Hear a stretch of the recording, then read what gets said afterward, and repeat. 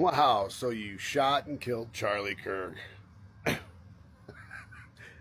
Be proud, because you will for always make him right. Prove me wrong was Charlie Kirk's motto. Congratulations. You'll never be able to prove him wrong. He will always be right. Always be right. He was a father and a husband. Disgusting, to say the least. You still haven't figured it out, America.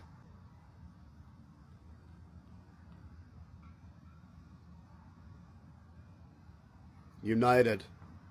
It's not a very united thing to do.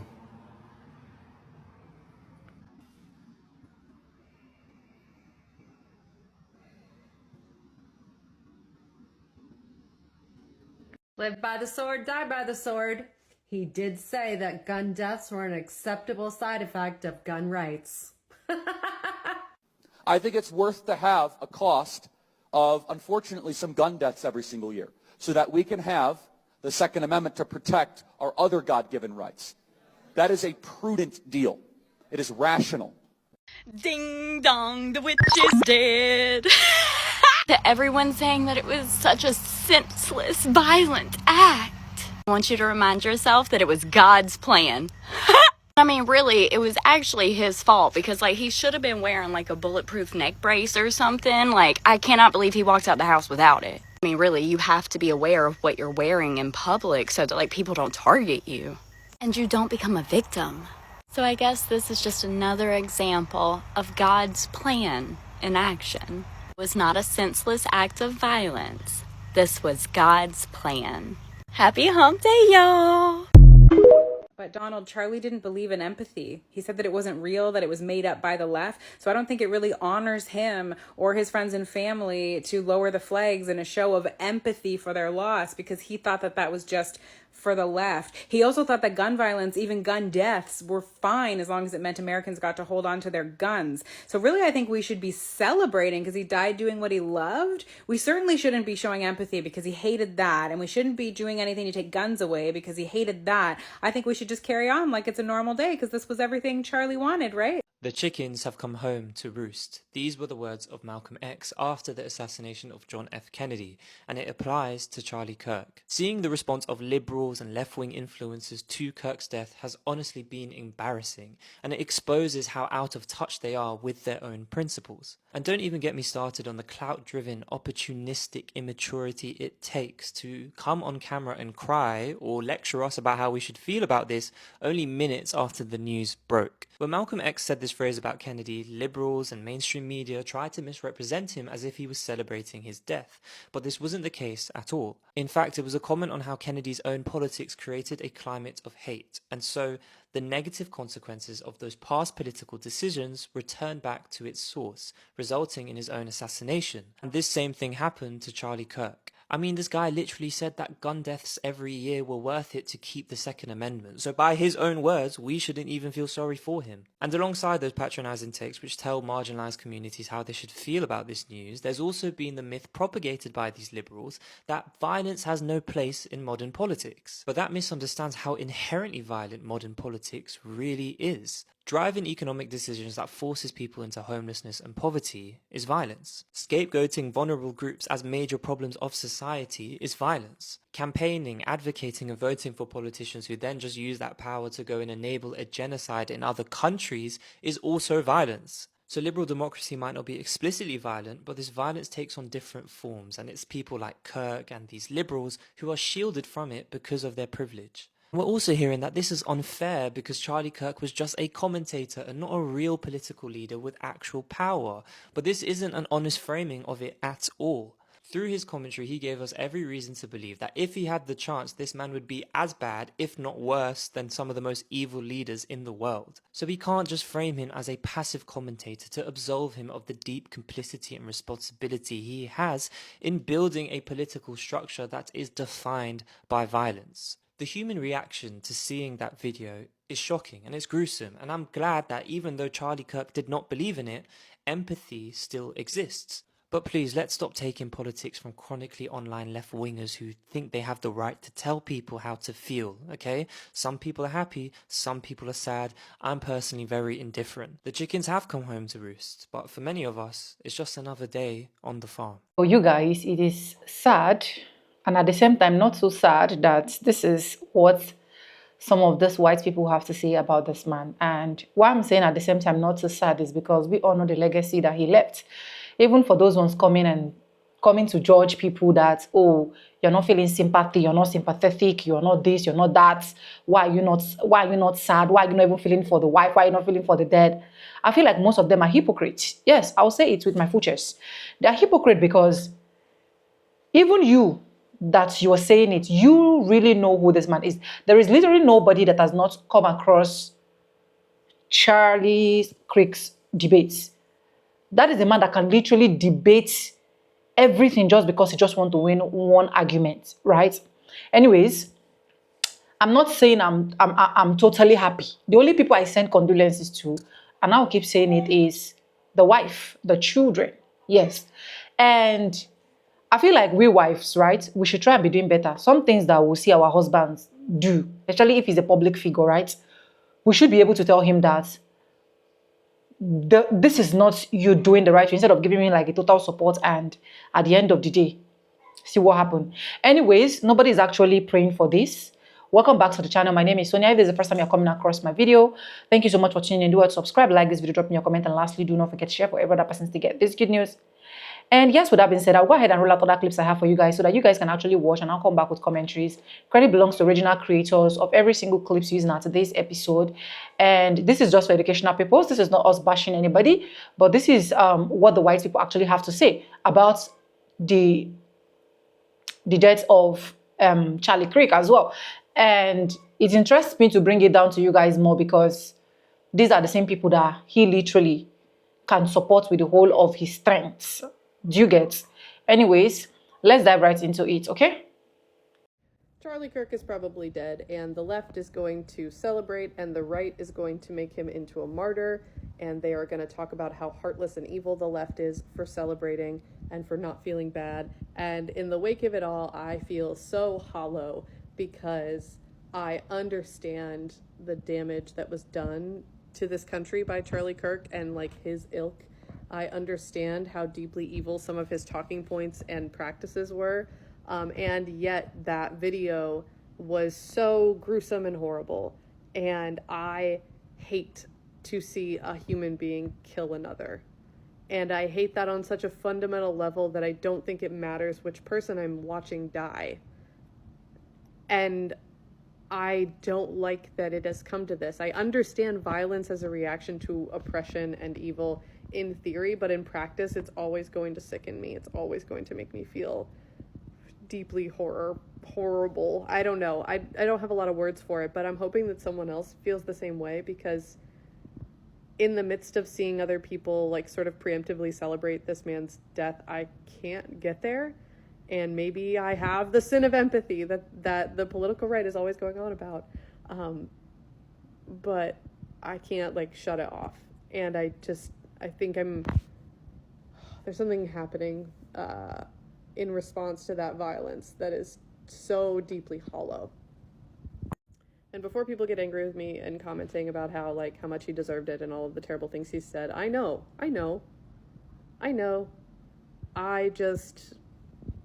I think I feel something human about it that I can't get rid of, even with the context. As satisfying as it is to see Charlie Kirk get smoked in real time, I have to be honest, I do not find any of this comforting. Because Charlie doing this was not out of good faith or to try to prove himself right. It's out of the several times where he has been proven wrong on camera, every time, that hasn't stopped him. And that's because this thing is not here for debate. This thing is a tool. This is a propaganda generator that is meant to spread disinformation. He is getting funded by large conservative parties and Republicans to spread misinformation and to cause a distraction with these debates. That's all he is. He holds his head like he's shamed, but that's not what he's here for. He's not here to prove himself right. He doesn't care if he's proven wrong. He's there as a diversion to distract people from everything else that's happening in their lives, as well as draw in more followers. Because I promise you, for every hundreds of thousands of people laughing at him for getting educated, there's a few thousand people who are going into his comment section and going, you know what? I don't care what they say. I'm with you, Charlie. And that's who they're after. That's who they're drawing in. And at this point, I am realizing that you can't debate this. You can't argue with this. Because this is not a person.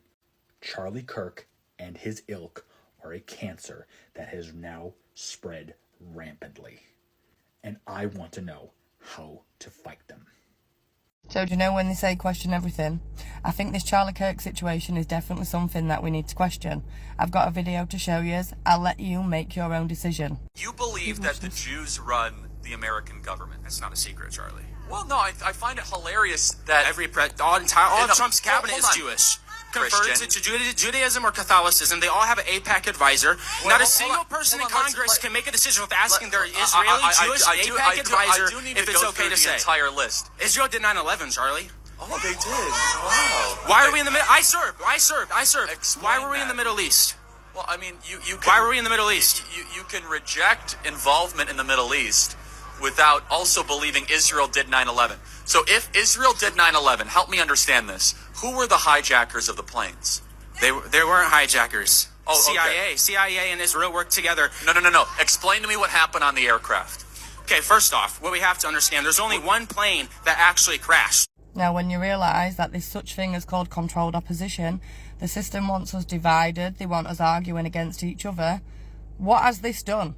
I mean, what's happened to Charlie Kirk has caused a massive divide, and it makes sense when you understand the film Civil War. This is what they want. They want us divided, they want us arguing against each other, arguing against every fucker else apart from them. And we're just playing into the game. This is also a few other things that just don't make sense to me. Can you see the line that he has there? And the fact that his ring is on his wedding finger. How come the ring, which was on his wedding finger, all of a sudden jumped to his pinky? And here's the line under his t-shirt again, you can see that clear as day. Now I'm not making no speculation here, I'm just pointing out the obvious. And when you wake up, you have trust issues. That's exactly what I have, so I question absolutely everything. And the information that I have seen this morning is making me question this whole situation. Charlie Kirk told a 14-year-old girl that the only reason she should be going to college is to find a husband. So I don't want to hear about how other countries treat their women, because our country treats women like objects. And the only grooming that is actually happening is people like Charlie Kirk who are indoctrinating prepubescent girls into only finding value within a heteronormative marriage. If Charlie Kirk and commentators like him really wanted to increase families, increase family size, what they would do is support women earning more money, because the reality of the world we live in is that families need two incomes in order to be financially stable, because childcare costs are upwards of 30% of household income. And so increasingly, as wages become stagnant and women are not able to gain the same job skills because people like Charlie Kirk don't want them going to college, they're not going to have the same earning potential. And when that husband decides to divorce his wife after 20 years because she no longer has the same value that she does when they got married, she has no discernible job market for her because she has no job skills, because that husband treated her like a hostage and an object to marry and to take care of, instead of that woman finding any independent job skills so she could independently support herself. And so if people like Charlie Kirk actually wanted to raise family sizes, what they would do is support socialist policies, things like actually providing childcare for families, actually helping out housing costs. This is how we increase family sizes, not by grooming prepubescent girls into thinking their only value is through marriage, but actually showing women that they have much more value than just being a wife. I just got the news that Charlie Kirk passed away, and I don't care what your political party is, I don't care what you believe in, that was a man of God, and y'all took his life. I didn't even get a chance to pray or anything. I didn't even know until 5 minutes ago, and he already passed away. But it hurts my heart deeply. Like, it grieves me that that's how evil this world is. Like, that is a father, that is a son of God, that's somebody's husband. Like, this world is so evil, and I hate it. Like, I honestly don't have any words right now. I'm so angry. I'm so angry. And while I can't change anything, I can't change the outcome because he's already in heaven. But what I can do is start a prayer chain for him and his family. God, we ask that you cover his kids. We ask that you cover his wife. We ask that you cover his people. God, that you would place a peace that surpasses understanding over their minds. That you would be near to their broken hearts. That you would... I'm not going to apologize for my reaction to what I saw yesterday. Against my will, a video of Charlie Kirk, a very up-close video of Charlie Kirk dying, came across my TikTok feed. And for those of you in the comments saying, well, what about Gaza? What about this? What about that? Yes, you're right, but let's be specific. The Charlie Kirk assassination in Utah yesterday. The Evergreen High School shooting in Denver yesterday. The Douglas Park shooting in Chicago. The River North mass shooting in Chicago. The Annunciation Catholic Church shooting in Minneapolis. The Lexington shootings in Kentucky. None of that is normal either. And none of it is something that we should accept quietly. And here's the thing. This type of content did not used to be content. There was a time that if you wanted to see videos such as the one that I watched yesterday, you had to search far and wide to find it. You would even have to go to the depths of the dark web to access it. And now, it's the first thing that comes up when we open up an app that we get on to find some peace and some fun in this atrocious, disgusting world that we live in. We should not be desensitized to witnessing death. This is not content. This is not entertainment. This is trauma being broadcasted and consumed like it's nothing. And if I'm shaken, if I'm upset, if I'm angry, that's how it should be, because that is human. So for all the people telling me that that's just how the world is now, and that's just how things are now, I reject that. We should not accept death as something ordinary. We should not consume death passively. And if you think that seeing someone die online shouldn't bother you, think about all of the incidents that I just mentioned previously in this video. And those were just in the summer of 2025 to date. And think about all the lives lost in summer 2025 to date. And then think, is that acceptable? I am not apologizing for reacting. We should react. We have to react. It is not normal. This is not normal, and it is not okay. As a Charlie Kirk supporter, I am disgusted with what is all over the news right now. I can't even believe that the party of love and inclusion and acceptance is so against somebody who has a different opinion than them that they think the only thing that they can do is try and kill them. This is the second person that the party of love and acceptance has tried to kill. It's disgusting. I don't understand how hatred can be that intense that you think it's okay to go and murder somebody over a political opinion. You think that the conservatives are taking your right of speech away from you? What are you guys doing? You're killing people out in the street. You are literally, it is black on white crime. It is liberal and conservative crime. I'm tired of it. You know how many death threats I've gotten? for my opinion. How about we grow up and be actual adults and like talk through our problems, which Charlie Kirk was trying to do.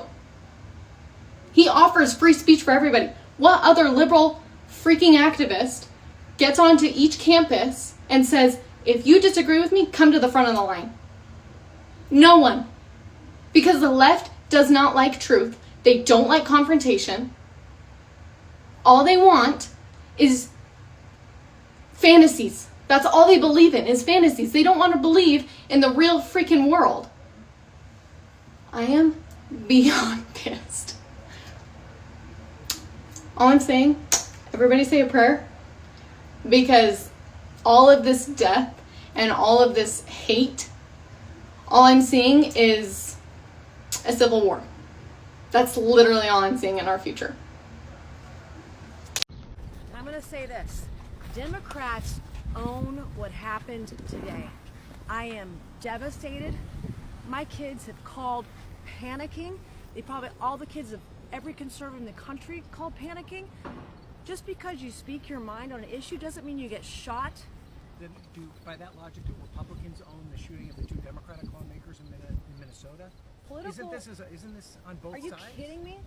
No, I'm asking. We don't know what condition Charlie Kirk is in right now. Some raging leftist lunatic put a bullet through his neck, and you want to talk about Republicans right now? No.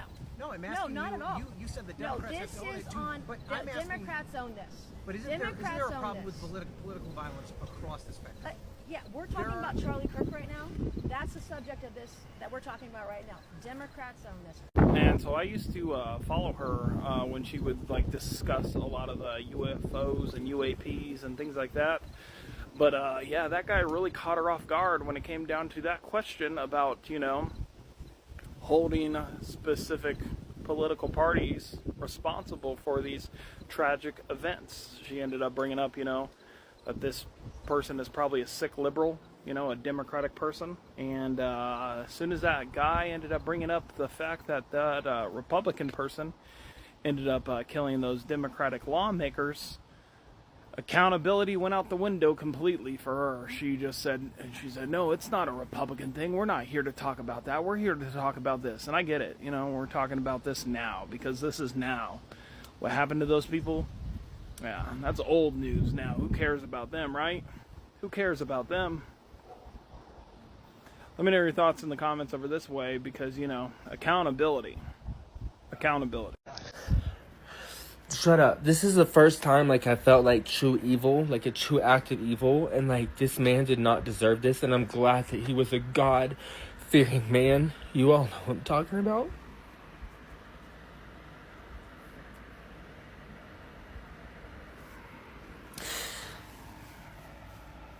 I know a lot of people are, like, would love to see us, like, beat down.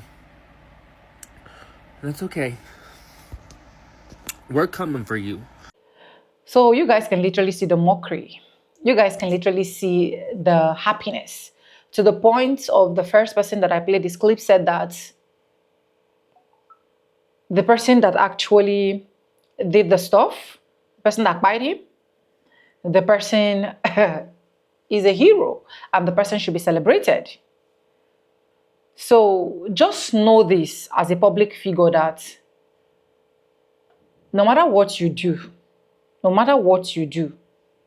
right, it will wait for you, especially if you're going through the way of politics, right? Especially if you're going through the way of politics. You have to be extremely careful with what you say, with what you do, with how you react to people, with how you talk to people. Charlie is one man that can literally say any single thing just to win a debate. He is one man that can literally say anything just to be sure that he is right. He is the MAGA right person. He is one man that can literally pick a point where he is not supposed to pick a point just because he wants to prove you wrong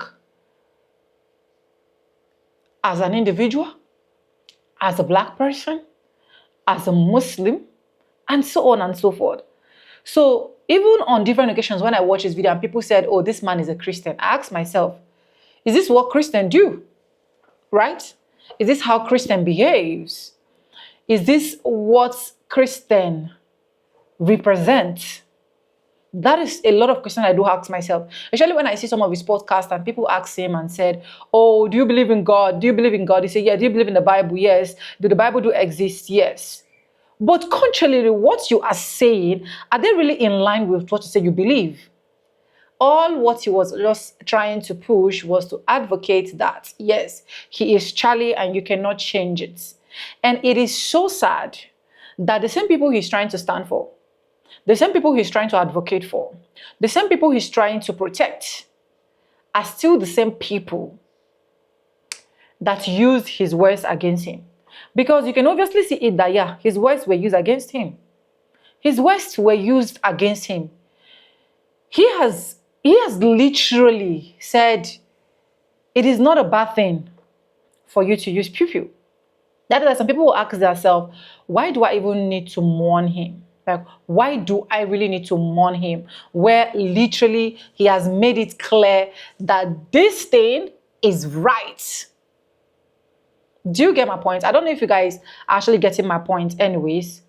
But still, bad as it bad, we'll send our condolences to the family, because I feel for those children standing, watching their father being pewed out. I feel for the wife as well, for not being able to advise her husband and call him to order even when he was actually going astray.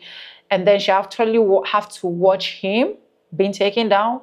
Because I've been trying to check, if you've seen, just let me know. I've been trying to see, since he's a man of God, right? Because a lot of people said he's a man of God, he believes in God, blah, blah, blah. And of which I'm not saying that, right? But I'm trying to see, since he's a man of God, maybe we'll have some high-ranking prophetic man of God and pastors coming to send condolences message, even just on their pages, or just trying to, but I've not seen any. Probably I have not checked very, because I've been trying to check. I've gone on X to check as well, and so on and so forth, but I didn't see. Let me know if you actually see in the comment section, okay? Please be very careful. No matter what you do, be careful. No matter what you say, especially in the media space, be careful, because those things might come back and haunt you. You might be saying it and you think maybe you have all of the influence, you have all of the audience you're looking for, you have people supporting you. When the pew-pew was happening, he was targeted directly, not the audience, right? And it is even more painful and more annoying that was not the only pew-pew that happened on that same day. But why was it that it is just Charlie's own that just keep trending? Why was it that it is just Charlie's own that the CCTV cameras were actually reviewed?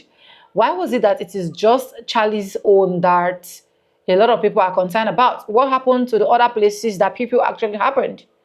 What are the things that we're trying to put in place so that we'll retract all of these things from the hands of the young youth? What are the things that we're supposed to put in place so that you will get to understand that you don't just get offended and start doing nonsense? You don't just get offended and just bring up people from nowhere. What are the things we're putting in place that these people should actually be retracted from the hands of this young youth? Because this is not just the era of those olden days whereby our fathers and our mothers are very, very calm. These are seasons whereby a lot of the youth do not even want you to explain how it is. As it is in their mind, they will do it. It's as simple as that. Anyways, I hope this Charlie's own is able to show a lot of politicians and show a lot of people how to actually talk, and also show the politicians how to actually present themselves. Let me know what you think in the comment section. If you haven't subscribed, subscribe, like this video, drop me your comments. And lastly, do not forget to share. I'll keep saying it in my video. This video is just for educational purpose, not to bash anybody, not to mock anybody. This is just for educational purpose. And credit belongs to the original creators. In every videos and clips using at today's episode, credit belongs to the original creators, right? Subscribe, like, comment, and share. And yes, with no further ado, I'm going to be saying bye, and I'll see you guys in my next one. For now, bye guys. I love you guys. Stay safe.